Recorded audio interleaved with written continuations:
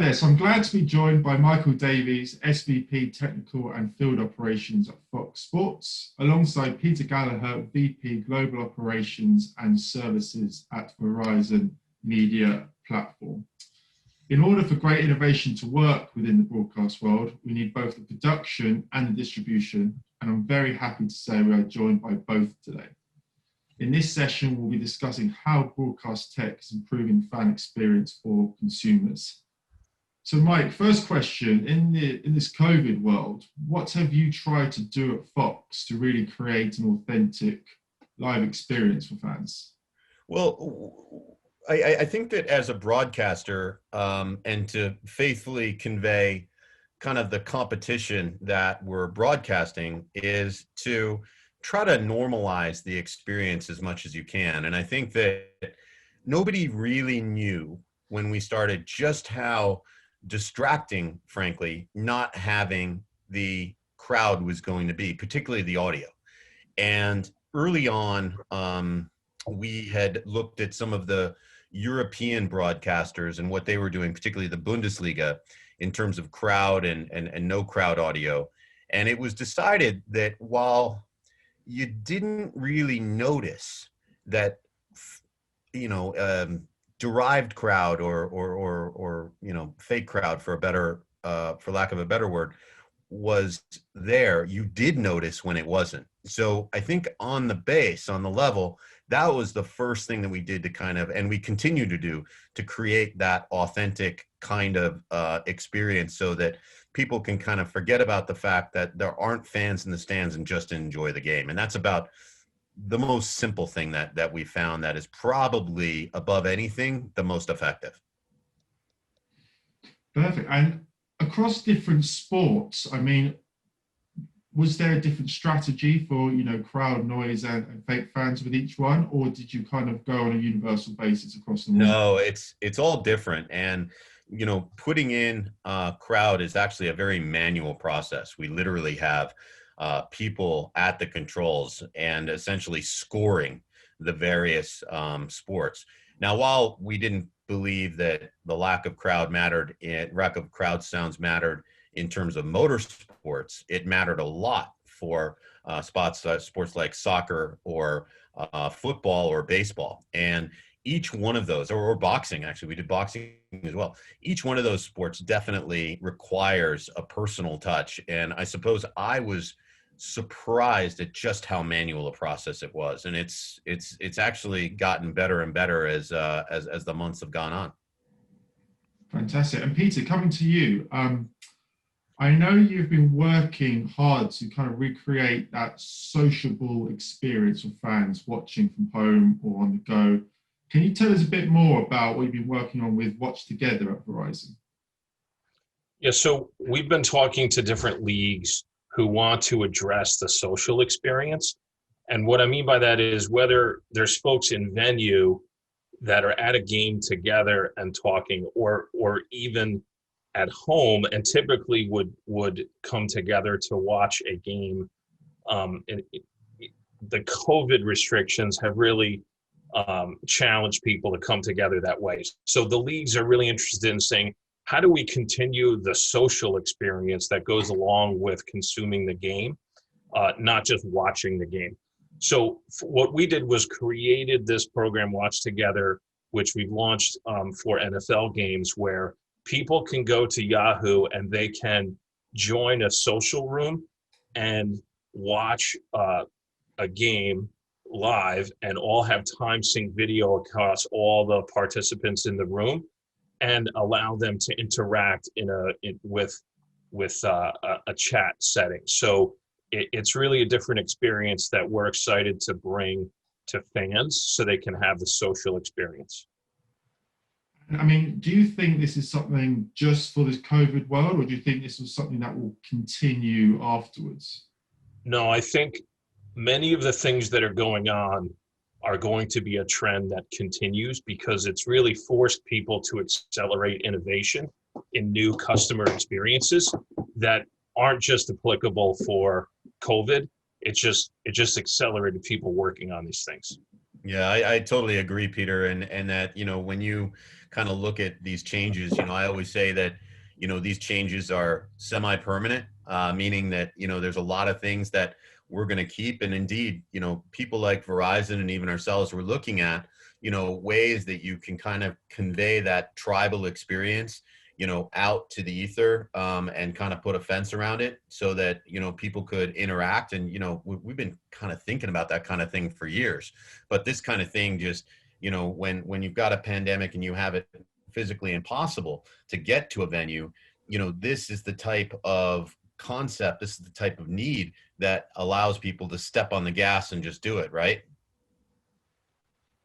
Fantastic. And Mike, I mean, on your side, you say you're looking at this for years. Have you accelerated this, and what reactions have you had to any sort of social viewing elements that you've implemented? Well, we've seen a lot of what's been cool is to kind of see the marketplace of ideas on this, and to see how many, the different approaches that that different broadcasters are taking. The WWE, which is on Fox, comes to mind, where they've spun up this thing called Thunderdome, which is an arena, the Amway Arena down in Orlando, and they put a massive set of LED boards down there with what appears to be literally hundreds of people, similar, I suppose, to what's being done currently at the NBA while that winds down. And I think that it does add that level of interactivity, and certainly it's one of those great things that not only is beneficial potentially for the people interacting with the event, but also for the people who are just sitting back and watching it on TV. So it's kind of got that dual fold benefit of supplying the tribal communication and social interaction, but also kind of looking cool on the broadcast for the greater audience as well.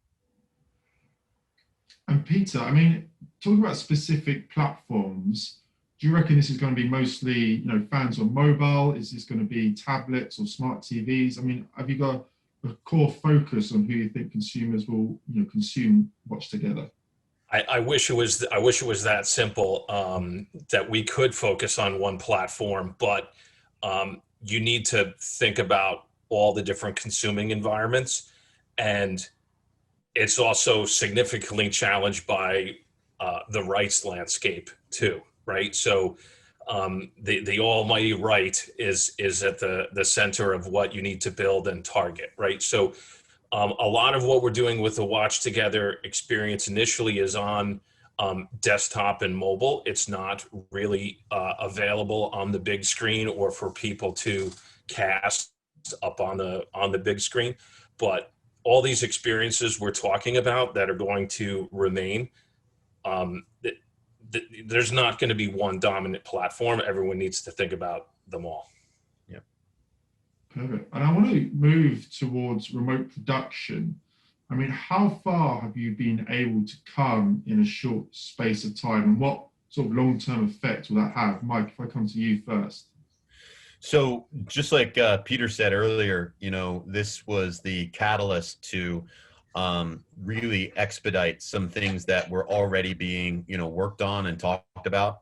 So while remote production has actually been a thing really for the last decade, starting with the Big Ten Network and then ESPN, and certainly we've been doing a fair amount because of the necessity now of not having as many people on site, simply for social distancing reasons. The confluence of the availability of IP technology, the overall availability of bandwidth, and the need to spin these things up remotely has been staggeringly quick. Ourselves, we have an environment we call the vault, because it used to be an old tape vault, where we have 32 different stations that can potentially do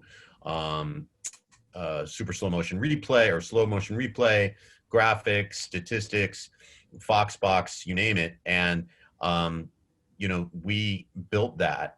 My engineering team, I should say, built that in 20 days. and basically function as sort of the keyboard and mouse, if you will, for the desktop computers that are actually out, the mobile units that function like the desktop computers that are out in the field. So to answer your question, it's been a blindingly fast sea change in terms of remote production, and I think that that's something that is easily here with us to stay. And Peter, coming to you, I mean, what have your experiences been? I know you were putting together some concerts that Verizon were working with, and that was a unique challenge. Well, Verizon plays multiple roles in this ecosystem based on our size and our products. So as a business-to-business entity, we provide network and platforms to folks like Fox that are working on production and acquisition, and then also the platforms for distribution. But Verizon has a number of direct-to-consumer properties in Yahoo and in Huffington Post and others, where they have their own production facilities as well that typically have been geared more towards studio-based content creation, not remote production. And the use case you're referring to was a challenge, which was lots of fun, where our organization really wanted to do something to support local businesses and launched a program called Pay It Forward Live, where we were doing weekly, sometimes twice a week, live productions of artists in their homes or remote studios and doing live streaming of that. So we actually had to adapt quickly to take our production environment, which was geared really towards one channel, and be able to repurpose that to support remote production and then feed it into all our distribution platforms. So, the entire landscape changed because now you have artists in their home with no support infrastructure of people that understand video. Maybe they had an audio engineer, but you're really limited in what you can do. So we had to kind of create pre-packaged production kits, ship them to them, and then tons of issues around connectivity based on where the person was. So we could have, redundancy and stability in the acquisition of signal. And, Mike's laughing because, we deal with this all the time, for sure. But, the connectivity challenges in themselves are a problem, but when you're overlaying all of the lack of personnel because of social distancing to bring all the pieces together, it's kind of a mad scramble. So this is another place where I bring it up because creating this simplicity for remote production and creating these kits and making it easy for talent to be able to go out in the field is going to remain, in my mind, because it's going to make it easier, it's going to make it leaner and more cost effective, and I think that's a trend that'll continue. Yeah, no question. Perfect. I mean, in terms of keeping up with demand of how many viewers were watching this, I mean, was that a massive struggle, and how were you able to sort of overcome that? No, that part was fairly easy for us because that's the business we're in. Whether we're streaming the Super Bowl or local high school or college sports, our platforms are intended to be able to scale and adapt to support millions of concurrent viewers. So our infrastructure was already set up to do that. Our challenges existed much more on the production side.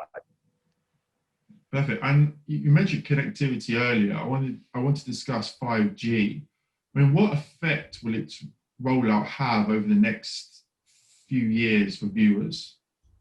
Well, there's a couple different ways to look at it. 5G as a network and what that means of speeds to people's handsets and for consuming content. Also on the acquisition and production side of what we can do for wireless cameras, and we've done experiments with Mike's team on this. So that and the bandwidth is certainly an accelerator here. But the other dimension to 5G that's critical is what it's going to enable for edge compute. So we are very focused on how do we augment the video experience when we acquire it to think about How do we introduce multi-camera angle in a low latent way to people in the venue? Or how do we do machine learning and processing of content to be able to automatically generate highlights, or introduce data that's available from computers and cars in motorsports and overlay it onto the video? These are things that are happening, but edge compute is going to help us accelerate making this all happen in a low latent way so that it's a real-time experience for people sitting in a venue. Yeah, and I think that, I mean, just to follow up on Peter's point, because obviously we've done a lot of thinking about 5G and certainly worked with Verizon on this. They're fantastic partners on these types of things with something as simple as you say as a wireless camera, but really the combination of 5G and edge compute is kind of inextricable, because 5G as a word, a term, a promise is a bit of a panacea, right? It can help us all in the contribution. It can, I mean, it's the magic dust that's going to make this all happen. And I actually buy into that. I think it will be. And, I think about things like, massive, contribution onto a 5G network where, potentially, fiber is not an option. That now we can just use 5G to do it. And then as Peter's talking about on the distribution side and the consumer content side, all of a sudden you have a lot more at your fingertips in a very low latent, high quality way. So there's really not much out there that 5G is not going to affect in terms of sports and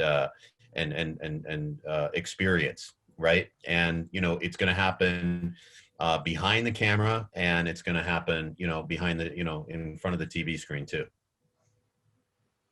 Perfect. Mike, you mentioned it before about the new features you've implemented with live sports returning, whether it's virtual fans, crowd noise. How did you respond to sort of fan feedback, and how quickly were you able to, tailor your production based on their reactions? So, we've always had a kind of an ongoing conversation with our audience. I mean, we definitely want to hear what the fans have to say to make sure that, we're serving, we're telling our stories in the way that, the greater good can be seen in terms of fan reaction. So, I mean, certainly, you pay attention to, things like, social media, and, we pay attention, of course, to our, competition as well. But, Fox has long been a network that has seen technology as having a very important seat at the table in terms of storytelling. And, I think that in a lot of ways we end up being our own worst critics, and, bringing these types of things to life and make sure that they're serving the fan the best. Because at the end of the day, that's kind of the bar that we have to measure up to, is saying, are we serving our fans the way that that we should be? And so social media, inward reflection, and also measuring up to the competition, I think, are all kind of in the recipe of that dialogue. And I mean, from the fans' perspective, were they quite harsh and critical when live sport returned, or were they actually quite easygoing? Well, I think, and I'll be interested to hear what Peter says about this too, is that, what we found was that, when we were first spinning up, especially with the daily studio shows and some of the other content that we were doing, I would have to say that the quality, the actual technical quality of what we were doing was not what, people were used to. You were looking at, things like, Zoom and Skype, and while they're fantastic platforms, they're not necessarily the pristine video that we're used to delivering. And I think our feeling was that, while we'd always want to deliver that kind of quality, that the fans cared more about the content. And, we've kind of seen that before too in some cameras that we use that might not look exactly like other cameras. For instance, pylon cameras in football, or drones that we did in NASCAR. They're good looking cameras, but they're not as good looking as a, $250,000, 3-chip, 4K camera. But at the same time, if what you're doing or what you're saying, or the person that you're trying to focus on is worthwhile, fans really are looking for the content and will forgive quality where that's appropriate. Peter, I don't know if Yeah, you can expand on that. I'll really pile on to what Mike is saying, because quality is what I would say is probably the biggest thing.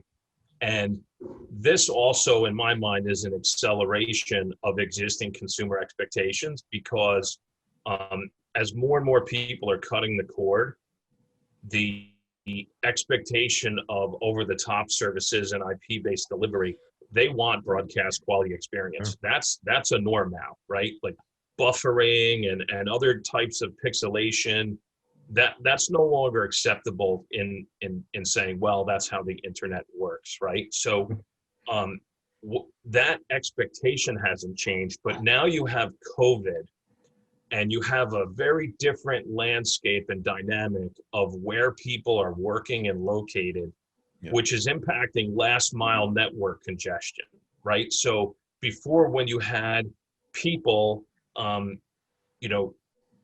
working in the office, kids in school, now everyone is located in the same facility, choking the last mile, and yet everyone's expectations of the couple of people in the house that are still watching live sports over the top, want that same quality. So, lots of challenges here, and the tooling needs to keep up with how am I measuring quality and making sure we can make the proper adjustments to deal with those challenges. That's really the focus.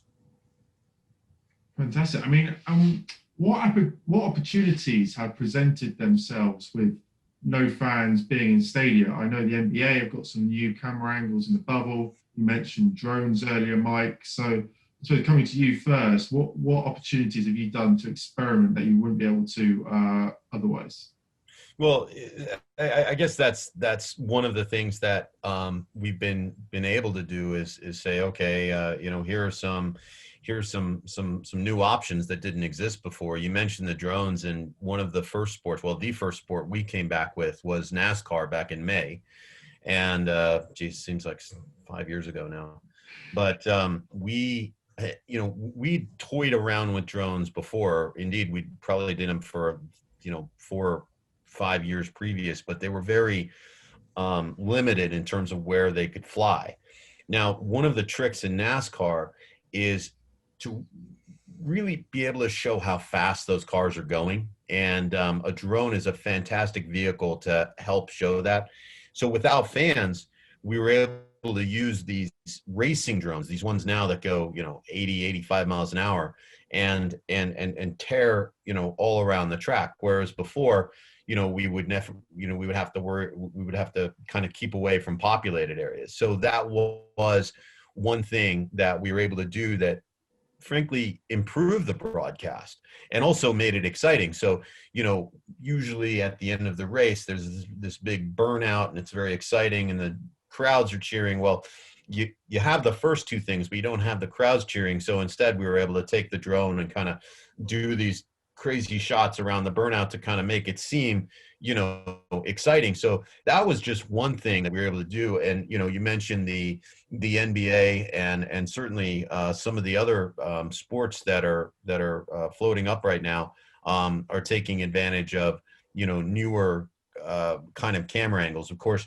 what we have to figure out is that when the crowds return, because they will, how do we kind of keep some of those technical advances, those that real estate grab that we had? How do we keep some of that stuff when fans return? So haven't figured that one out, but we'll be working on that for sure. Yeah, I think I'll change the question slightly around how has this presented opportunities for others that are threatening sports a bit. So because if you think about the challenges that happened when we didn't have live sports. How am I bringing music and concerts to people? And what's going on with e-gaming? And these are events that, these organizations wanted to be able to continue because their audience is important too. So in the gap of live sports, some of these other, verticals are able to innovate too. And as sports comes back, you're always going to have the core sports fan, but you still have, those people where you're in a challenge for audience, as we're augmenting these alternate experiences, things outside of sports, especially in e-gaming, with what's going on with the youth. That's something to keep your eyes on, which is why we need to continue to push the innovation in the consumer experience, both in the venue and at home, and how they're consuming sports to get the audience back.